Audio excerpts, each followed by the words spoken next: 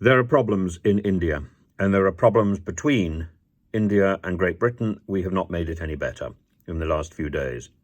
Jason Cleverly is trying to review the security in London for the Indian High Commission. He's late in the game. He's closing the door after the horse has bolted. Yesterday, I was involved in a very testy debate on an Indian television program. I'll get to that later. There have been other issues in the last few days where it's quite clear that deflection is not an explanation.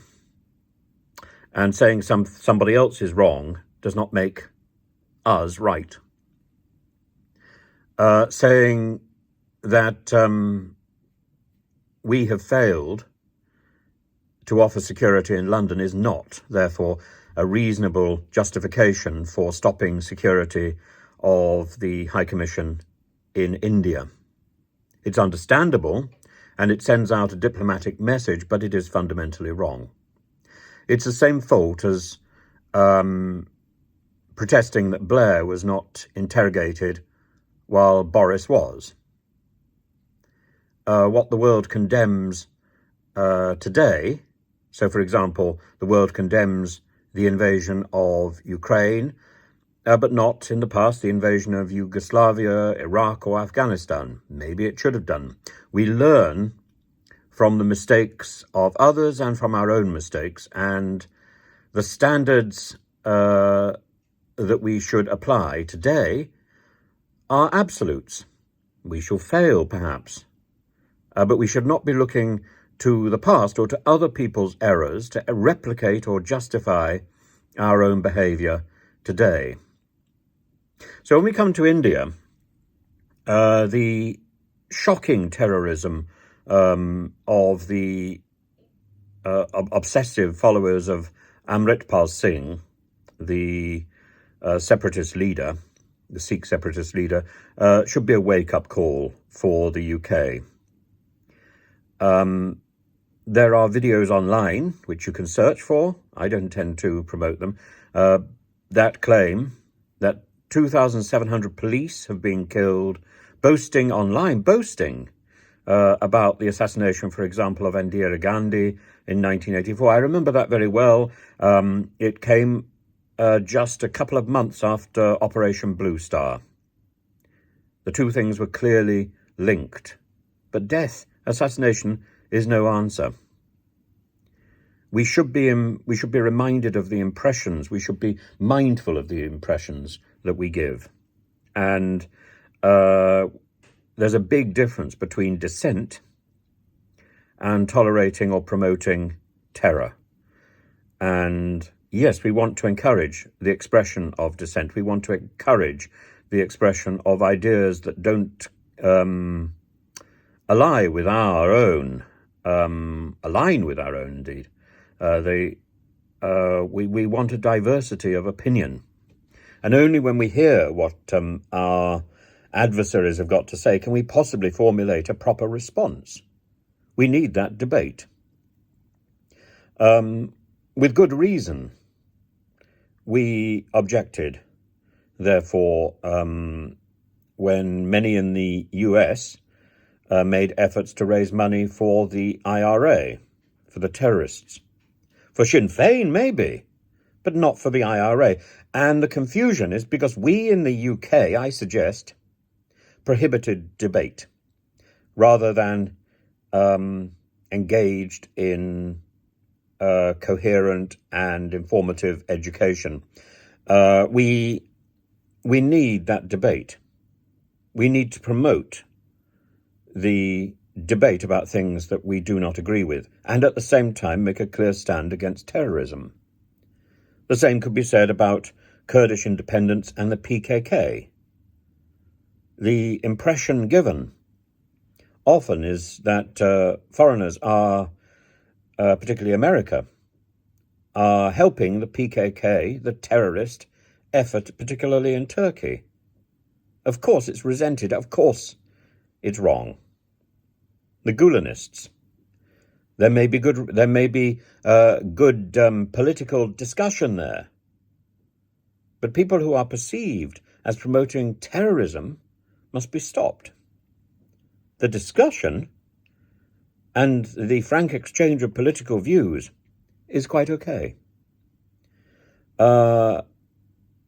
We must make that distinction. So, for example, the Sikh separatist desires, that's a democratic probability or possibility. Possibility, let's be clear. But the militant activity, that's an absolute to reject. And we must be clear in that. And any form of destruction of property, hurt to individuals, must fall under the sort of things we must object to, we must protest against, we must prosecute. So the guards who were injured during the attack on the Indian High Commission, we must object deeply about their hurt. We must object deeply to the destruction of Indian property, the pulling down of the flag, the smashing of windows. It's our duty to defend foreign embassies. Our duty. That's part of our diplomatic duty. And if we don't do it, then it becomes much harder to expect others to do it. Now, I don't agree with India withdrawing security from the High Commission, the British High Commission in India.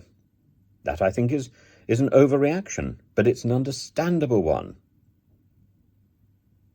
And the Indian response, which is very clear in the Indian press and very clear when I was speaking to people yesterday, is that Britain is not on their side, that Britain is looking for trade with India to increase our GDP, but in a patronizing way.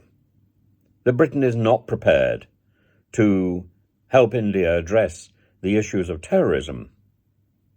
Because, in fact, under the guise of protecting dissent and protecting a freedom of expression, we are, in fact, facilitating and hosting terrorism.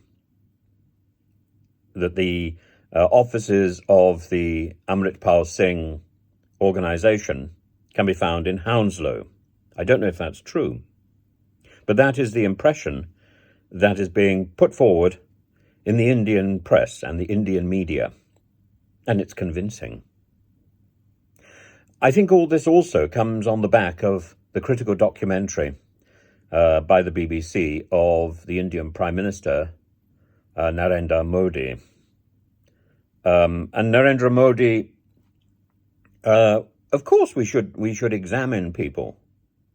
Of course we should have, again, that freedom of expression, but we must try to reach out and project positivity as well.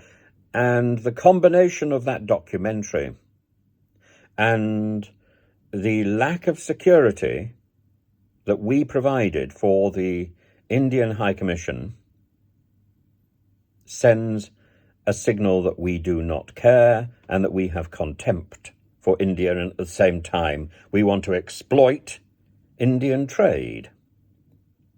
India is a very proud country.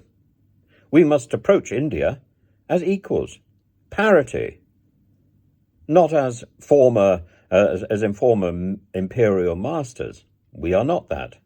Indeed, we have much to regret about that relationship. Now, the fact that the Sikh action was coordinated in San Francisco, in Australia, does not make our tardy police response any less egregious or unacceptable. We want to trade with India. We need to trade with India. That is the forward movement of Brexit. Yet we are perceived as patronizing, uncaring, and fostering terrorism. That's the perception.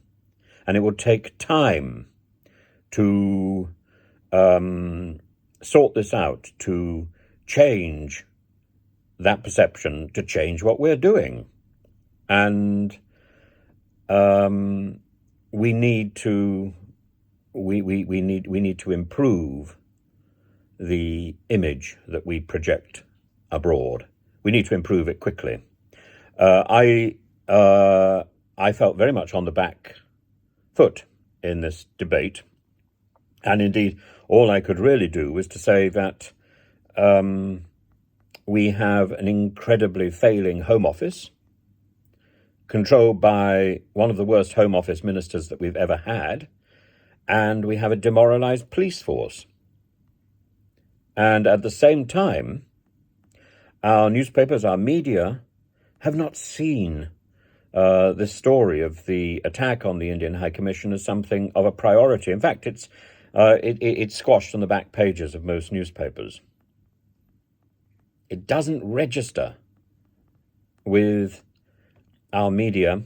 It doesn't register as something important. I would suggest it's probably one of the most important stories of the week. I would suggest in the long run it's probably more important than Boris. Because the Indian relationship with Britain is fragmenting at the same time as Russia is making a huge effort to court and seduce India. And what are we doing? We are treating the Indian flag effectively with contempt. We are not giving the Indian High Commission the security status that it should have, that it demands, that it is that should be its by right, by diplomatic right. We are wrong. We are wholly wrong. We are casual, and we can apportion blame. I would apportion blame towards the Home Office, but from now on we need to make amends. And a review of security by James Cleverly is not enough. It's not enough. We need to send out significantly more positive messages than we are doing.